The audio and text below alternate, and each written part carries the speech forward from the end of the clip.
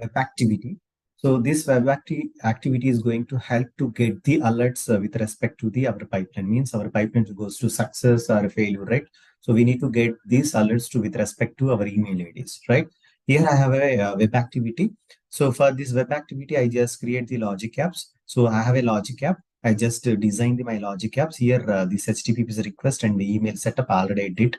So here this it will give the URL. So once if you give this mandatory details with respect to the your email ID with the domain, so there is URL will be generated. You need to copy this URL and paste the URL under the web activity under the settings part. There is a URL. You just paste the URL here and make sure try to give the method as based upon your need. Just here I just give the get it under the web activity. In logic apps also at the time of creating, I just select the get only so that I'm going to get the alerts with respect to the through my mail with the help of this logic app.